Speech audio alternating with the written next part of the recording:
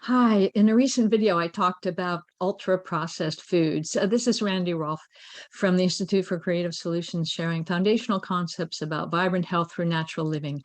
And one of my most important principles about vibrant health is to eat real whole foods. And finally, the media is starting to cover these stories, this research, in spite of the advertisers, where most of their money comes from, the drug companies and the processed food companies. But it's hard to deny these studies that keep saying that our health is disastrously suffering from having such highly processed foods.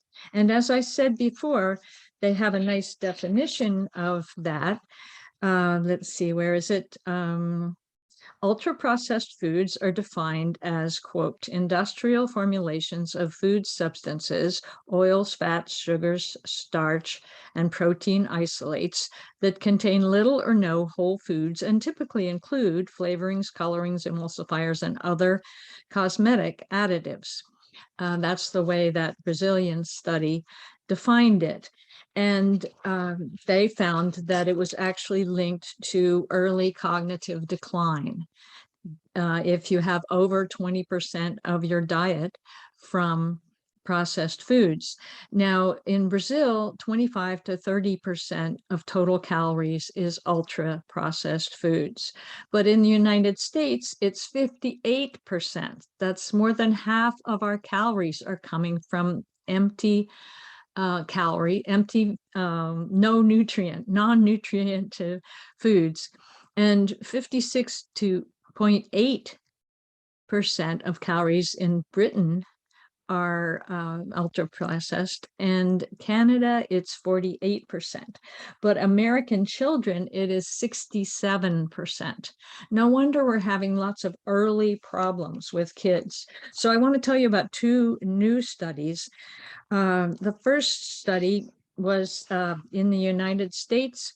200,000 men and women followed for 28 years. And there was a definite link between ultra-processed foods and colorectal cancer, which is the third most dangerous cancer in the United States. And the 20%, the men that were in the highest quintile of ultra-processed foods compared to the lowest quintile had a 30% higher risk of the colorectal cancer. And women, it wasn't quite so high an association, and they don't really know why. Maybe the way the hormones are different, but it's not good for them either. And another study was 22,000 people followed for a dozen years in Italy.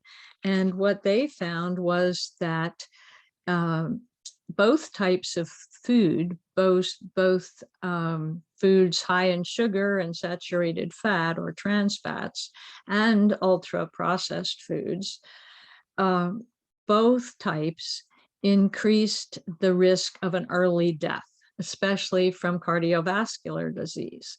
So cancer, cardiovascular disease, both of these studies show that they're directly linked to how many processed foods you're eating.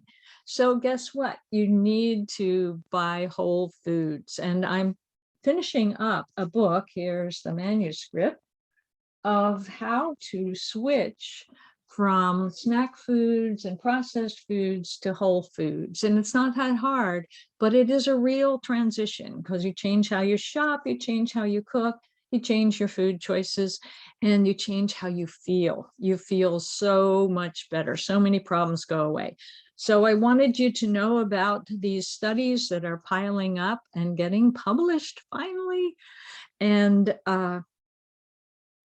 just be aware that there's no more mystery about where these degenerative diseases are coming from, the modern diseases, the diseases of civilization. They're because we're eating wrong and we're putting toxins, non-food things into our bodies that our liver and our kidneys and our skin and our lungs have to deal with. And it causes endless problems, and it causes systemic problems. It's not like a bacteria comes in and messes up your stomach, or a virus comes in and messes up your lungs.